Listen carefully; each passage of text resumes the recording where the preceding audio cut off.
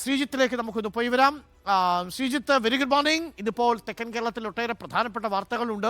കേന്ദ്ര സർക്കാരിനെതിരായി ഡൽഹിയിൽ സമരം നടത്തുമ്പോൾ അതിന് ഐക്യദാർഢ്യം പ്രകടിപ്പിച്ച് LDF എത്തിയ വാർത്തയുണ്ട്. പ്രധാന കേന്ദ്രങ്ങളിൽ പ്രതിഷേധം സംഘടിപ്പിക്കുമെന്നറിയുന്നു. എങ്ങനെയാണ് ഡൽഹിയിലെ കേന്ദ്രവിരുദ്ധ സമരത്തിന് കേരളത്തിലെ LDF പ്രതിഷേധ പരിപാടികൾ ഒരുക്കുന്നത്? UDF പൂർണ്ണമായും വിട്ടുനിൽക്കുന്നുണ്ട്. നമ്മളിന്ന് UDF നേതാക്കളുടെ പ്രതികരണവും എടുക്കുന്നുണ്ട്. ഇന്നലെ കർണാടക സർക്കാർ സമരം നടത്തിയിരുന്നു. ഏകദേശം അതേ മാതൃകയിൽ അതേ വിഷയം ഉന്നയിച്ചുകൊണ്ട് ഇന്ന് അതേ സ്ഥലത്ത് കേരളം സമരം നടത്തുമ്പോൾ അതിൽ പങ്കെടുക്കാതിരിക്കുന്നതിന് കോൺഗ്രസ് ഇനി ഒരു പുതിയ ന്യായം കണ്ടെത്തേണ്ടി വരുമോ Sreejith? Arun, very good morning.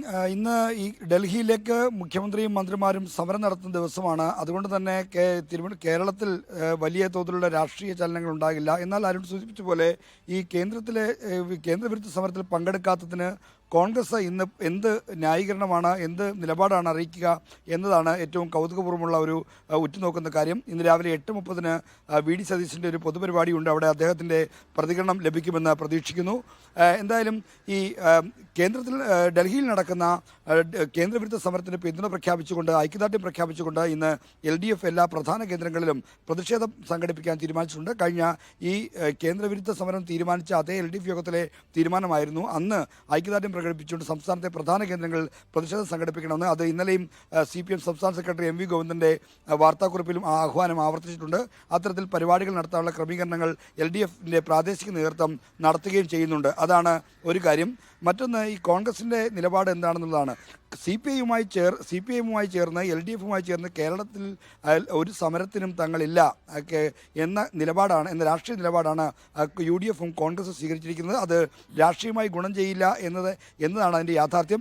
എങ്കിൽ പോലും കേന്ദ്രത്തെ കുറ്റം പറയുമ്പോൾ ഈ എല്ലാ ധനപരമായ പരിമിതികൾ കേന്ദ്രത്തെ കുറ്റം പറയുമ്പോൾ അതുമാത്രമല്ല യഥാർത്ഥ കാരണം സംസ്ഥാന സർക്കാരിൻ്റെ ധൂർത്തും പാഴ്ചെലവുകളുമാണ് എന്ന വിമർശനം കൂടിയുണ്ട്.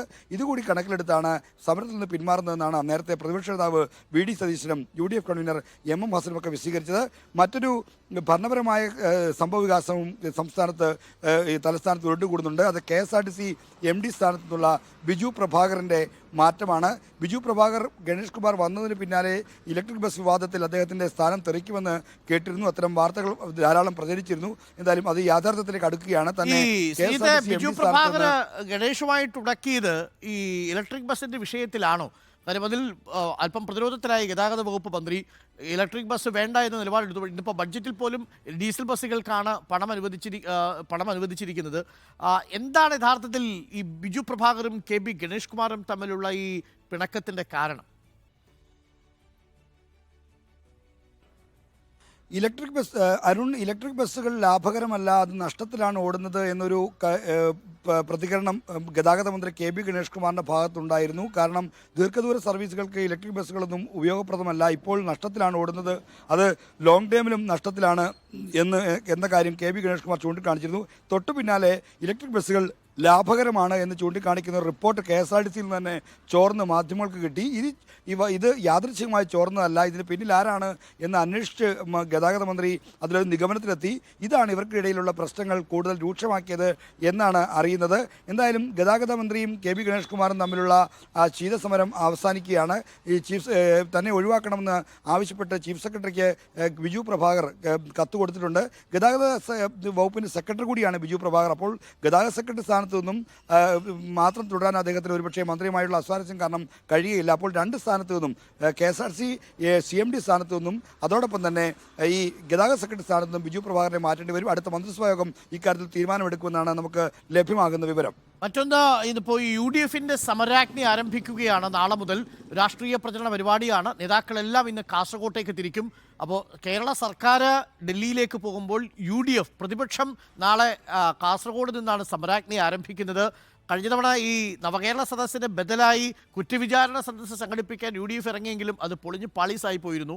അപ്പോൾ ഈ സമരാഗ്നി എങ്ങനെ പൊളിഞ്ഞ് പാളീസാകാതിരിക്കാനുള്ള എല്ലാ തയ്യാറെടുപ്പുകളും UDF നേതാക്കൾ നടത്തിയിട്ടുണ്ടോ ശ്രീജിത്ത്?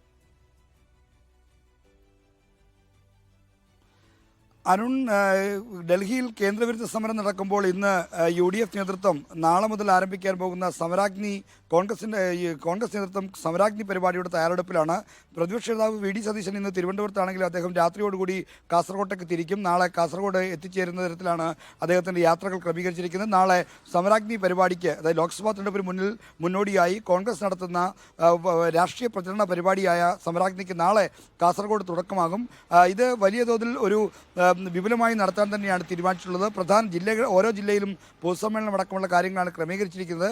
എന്നാൽ നേരത്തെ അരുൺ സൂചിപ്പിച്ച പോലെ കുറ്റവിചാരണ സദസ്സ് നവകേരള സദസ്സിന് ബദലായി സംഘടിപ്പിച്ചെങ്കിലും പലയിടത്തും ജനപങ്കാളിത്തം തീർത്തും ശുഷ്കമായിരുന്നു. അത്തരത്തിലാണ് പരിപാടി പൊളിഞ്ഞത്. മാത്രമല്ല, ഇനിയും എല്ലായിടത്തും അത് നടത്തി തീർന്നിട്ട് പോലുമില്ല എന്നും നേതാക്കൾ തന്നെ ചൂണ്ടിക്കാണിക്കുന്നു. എന്നാൽ ഈ ലോക്സഭാ തെരഞ്ഞെടുപ്പിന് മുമ്പ് നടത്തുന്ന ഈ സമരാഗ്നി പരിപാടി വൻ വിജയമാക്കാൻ ഉള്ള ശ്രമങ്ങളെല്ലാം തയ്യാറെടുപ്പുകളെല്ലാം നടത്തിയിട്ടുണ്ട് എന്നാണ് കോൺഗ്രസ് നേതാക്കൾ അവകാശപ്പെടുന്നത്. ശ്രീജിത്താണ് നമുക്കൊപ്പം ചേർന്ന്. ശ്രീജിത്ത്, എങ്ങനെയുണ്ട്? തിരുവനന്തപുരത്ത് തണുപ്പുണ്ടോ? ഇവിടെ ഒരു പ്രേക്ഷകൻ എഴുതുന്നത് അനിൽ ഗൗരി, ഇടുക്കിയിൽ നല്ല തണുപ്പാണ്, കടുത്ത തണുപ്പാണ് എന്നാണ്, മുടിഞ്ഞ തണുപ്പെന്നാണ് പറയുന്നത് ഇടുക്കിയിൽ. എങ്ങനെയാണ് തിരുവനന്തപുരത്ത് കാലാവസ്ഥ? രണ്ട് മൂന്ന് ദിവസമായിട്ട് തിരുവനന്തപുരത്ത് പ്രഭാതത്തിൽ നല്ല തണുപ്പുണ്ട്. ഇന്നലെ മിനിയാന്ന് അത്രയില്ലായിരുന്നു, ഇന്നലെ നല്ല തണുപ്പുണ്ടായിരുന്നു. ഇന്നലത്തെ അത്രയും ഇന്ന് തണുപ്പില്ല. കാരണം വെളുപ്പിനെയൊക്കെ ഞാൻ മകളെ ട്യൂഷന് വിടാനായിട്ട് ബൈക്കിൽ പോകുമ്പോഴൊക്കെ ഭയങ്കര തണുപ്പായിരുന്നു ഇന്നലെയൊക്കെ. ഇന്ന് അത്രയില്ല, എന്നാൽ തണുപ്പ് 2 ദിവസമായി നന്നായി ഉണ്ട്. അപ്പോൾ ഒന്ന് തലസ്ഥാന നഗരി ഒന്ന് ചൂട് പിടിപ്പിക്കണം. ശ്രീജിത്ത് ഒന്ന് ഇറങ്ങിയാലേ ചൂട് പിടിക്കത്തുള്ളൂ. ഇന്ന് നമുക്ക് കുറച്ച് പ്രതികരണങ്ങളൊക്കെ നമുക്ക് തേടണം. ഇന്ന് പ്രതിപക്ഷ നേതാക്കളുടെ പ്രതികരണങ്ങൾ നമുക്ക് എടുക്കണം. പിന്നെ ശ്രീജിത്ത് 1-2 വാർത്തകളുടെ പിന്നിലാണെന്നറിയാം. നമുക്കൊന്ന് ചൂട് പിടിപ്പിച്ചെടുക്കാം തലസ്ഥാന നഗരി. അപ്പോൾ തലസ്ഥാന നഗരിയിലും തണുപ്പുണ്ട് എന്നാണ് ശ്രീജിത്ത് പറയുന്നത്. ഡൽഹിയിൽ 9 ഡിഗ്രിയിലേക്ക് തണുപ്പ് താഴ്ന്നിട്ടുണ്ട്. ഇന്നലെ പ്രഭാതത്തിൽ, ഇന്ന് രാത്രിയിലും നല്ല തണുപ്പായിരുന്നു. നമ്മുടെ മന്ത്രിമാരെല്ലാവരും ഡൽഹിയിൽ ചൂട് കുപ്പായത്തിൽ നിൽക്കുന്ന ദൃശ്യങ്ങൾ നമ്മൾ കണ്ടു.